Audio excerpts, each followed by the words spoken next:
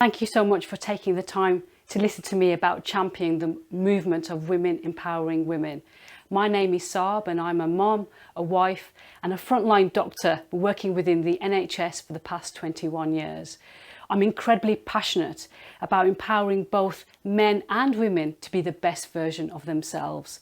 I'm a great believer that no matter who you are, where you come from, what you look like, you can achieve anything that you want as long as you have the right mindset and surround yourself with great people. I just want to be clear here, I'm not a raging feminist. I love men. My best friend is a man. I have 2 boys. I love being a woman. And every day I'm surrounded by men and I work with men. As I go up the career ladder, I spend hours with men who inspire me, who teach me. We need to celebrate men as men and celebrate women as women. We are all unique and we're going to bring something fantastic to the table. I lead a group called Women Empowering Women within medicine, and really that came about because over the past 21 years I've had reams of juniors, peers and seniors come to me and say they don't feel good enough. They describe imposter syndrome. They feel they can't apply for jobs. They overthink. They describe sexism and inappropriate behaviour in the workplace, but they don't want to speak up. When I was listening to this, I thought there's so many themes here, something needs to happen. And that's how Women Empowering Women was born. Let me give you some data. The reality is in any organisation, if you have gender balance at the top, you will get great financial effectiveness and great use of resources, as well as a great culture. Within healthcare services, if you have gender balance as well as diversity, you can provide high quality, safe, robust care for our patients. That's the evidence. But the reality is we're not at the top. We're not being heard. Let me give you some stats. So our workforce within the NHS, 77% of the workforce are female, but only 37% of leaders within the NHS are female. I mean, that doesn't fit. 55% of our medical students are girls. Only 45% of them become doctors. Where is that 10% gone? A measly 11% become surgeons and 37% become physicians like myself. If we are not in the narrative, if we are not in those boardrooms, in those parties, how can we influence strategy? How can we get our voice heard? That's the NHS, but things can change. Look at King Edward's School. It's an independent boys' school in Birmingham, born in 1552, and we have our first female chief master. Wow, that is amazing. The mould has changed. Our boys of tomorrow need to learn about female leadership traits, power and influence. I appreciate this is a drop in the ocean, but it's a beginning. And it's an exemplar for all other organisations to learn. But the reality is that we are invisible. We are living in a world that has been made for men. And I want to talk about PPE. You've heard that phrase, personal protective equipment, all this year. It's not just about healthcare. In the police force, stab vests are made for men, but yet our women are wearing them. You have to have breast reductions to be able to actually fit in them. We are not safe wearing those. Hard helmets are made for men, but women are wearing them. They don't fit, putting our lives at risk. So let's talk about COVID-19 and PPE. The reality is the face masks that should protect us from the deadly virus have been made for men, 5'9", 70 kg and Caucasian. We have narrow faces, thinner faces, we're made smaller. We are putting ourselves at risk, and we already know about the data and of the unfortunate deaths that have happened to frontline workers. It's not just the masks that don't fit, it's the gloves, the gowns and the visors. They just do not fit us, so we are not protected. But why are we not being heard? Women have been going on for years that PPE doesn't fit us because the women are not at the top to be able to influence, to be able to say and challenge the narrative. We are invisible. Keeping on COVID-19, I want to talk about female leadership. How have we done?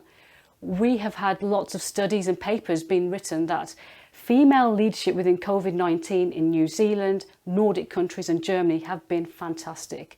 They have had less deaths than their male counterparts. Why? they've had clear communication, they've been caring, compassionate, they have listened to the scientists. Female leadership traits in general, they are collaborative, they're very in tune to their emotions, so can read the room, they have insight and they know when they need help. This is fantastic. But yet these words, compassion, vulnerability, caring, are seen as negatives within leadership realms. But I've just told you, these women have done fantastic. They have saved lives. But yet these words are seen as negative. I want to talk about words in general. Words are very inflammatory. So a man leader is often referred as strong, but a female leader would be passionate. A male leader will be referred as assertive, but a female leader will be referred as bossy. These words are negatives for women. Please be wary on how you use these words. And it's not just words that we use, it's our unconscious bias, isn't it? So why is it straight poker hair is seen as professional and big bouffant curly hair is seen as unprofessional? Let's look in towards our unconscious bias and have insight into that and be wary about what we're saying. But the key thing is there are solutions, and the biggest solution is role modelling. We need to see what we can be. If she can do it, I can do it.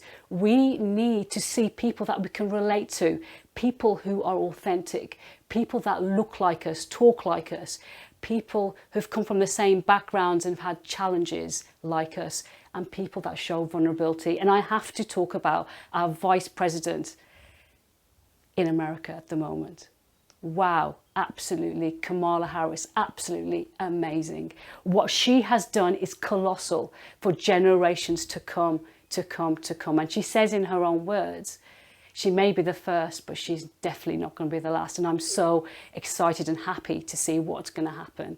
It's fantastic. However, on the flip side, there's a lot of women in leadership, but the problem is we can't relate to them.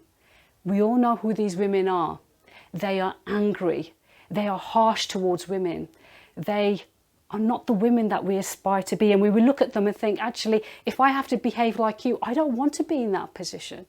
And it's not great because you are doing harm for the women coming behind you. We know that you have struggled. We know that you've had challenges. I've had lots of challenges, but that doesn't mean I'm going to impart that on the people coming below. Men are fantastic because men have got something called an old boys network. They've been doing this for years. They help each other out. But for some reason, women don't do that. They actually be quite obstructive. And, you know, this resentment needs to stop. I want to tell you a story, really. And the story is, I wanted my son's first birthday off, and my very senior clinical consultant started screaming, no, you cannot have that day off, because I didn't have my daughter's first birthday off. And she was ranting and screaming in front of patients and nurses, and it was horrific to see. This is not somebody we want to be like. I appreciate she's angry and she didn't have that time, but that doesn't mean she needs to behave like that. We need to lift as you climb. We need to give opportunities to others. And I have something in my rule book. I will make sure that my team has the birthdays off, sports days off, Christmas off. I want to make sure they don't go through the pain that I had to go through and the struggle. I'll tell you straight, I did take that day off. I stood up to her, I became courageous, and I took my son's first birthday off, despite her not being very happy. But that takes huge courage.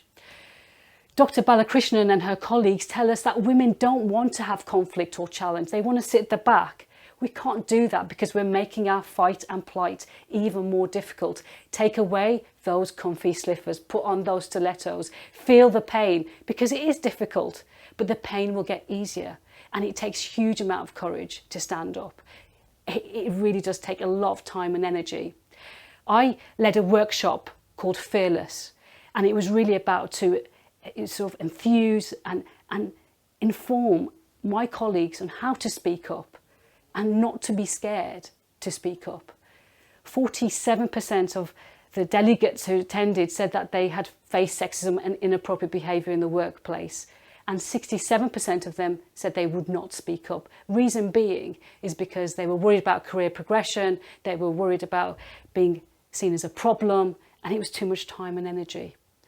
I plead to all you women out there, pluck up that courage, be fearless and speak up. We have to. It's hard as one, but together as a group, it will get easier. We have to speak up, because if we don't do it for ourselves, I say to you, do it for your colleagues coming behind you. If you can't do it for them, do it for your sisters. If you can't do it for your sisters, do it for your daughters and your granddaughters to come. I have whistleblowed on many occasions for people that have come to me with problems from racism, sexism, probity. It's really tough. I've had sleepless nights, but I have no regret, because once you do it, you know that you've spoken the truth. And I can sleep very well at night now. And once you start that momentum, it's amazing. Being courageous is really incredibly contagious. But I want to talk about mindset as well. Women have a real problem with mindset, because a study by Harvard Business School in 2014 showed that we have increasing levels of self-doubt and low levels of confidence. But when you compare our competence against men, we excel them. You know, our confidence reaches that of male colleagues in our mid-40s. That's way too late. The other problem we have is we are obsessed with perfectionism. Females will only apply for a job when we tick every single criteria, whereas men, they reach 2 out of the 10 criteria and they're in. We need to be like that. The other thing is that we value our self-worth on what other people think of us. We need to value ourselves on who we are. It's about being authentic to ourselves. What I say is that we really need, this really goes back to our school days, where girls are very good with rules. You know, we'd like to please and get feedback and we stick by the rules, but when we go outside in the real world, we can't deal with it because there's no rules. Men are out there negotiating their jobs, their pay packets, whereas we're left behind. I say to you women out there, take away the noose of perfectionism, take away that self-worth based on other people, and you will be able to flourish. I want to say to the men allies out there, thank you so much for supporting us, opening doors for us and having our backs. I say to you, have heightened awareness of the challenges we face as women. You know, the jobs that you easily fall into, we have to work 10 times harder. If you are non-white, we have to work 100 times harder. And if you don't come from privilege, even harder. Please be aware of that. To the women out there, the solution is in our own hands. It's about mindset, throwing away the perfectionism. Be unapologetic. Go out and speak out. Be yourself. Be your authentic self. But you can't be that until you know who you are. I truly believe that you'll be able to flourish if you accept who you are and be brave. Women understand women and we can help each other. As a tribe, we're incredibly strong. Look at the Me Too movement. It took one woman and the rest was history. Women need to stop being bitches to one another and support one another, because together we'll be incredibly strong and we will be unstoppable. I have so many stories that I want to share with you about all the juniors and colleagues I've mentored. They have achieved so much things. They've flown, and it's so humbling to be able to give that knowledge, skill and mentoring. And I say to you all, try it, empower someone, enable them, support them, and what gratification you will get is again immeasurable. It's really selfless.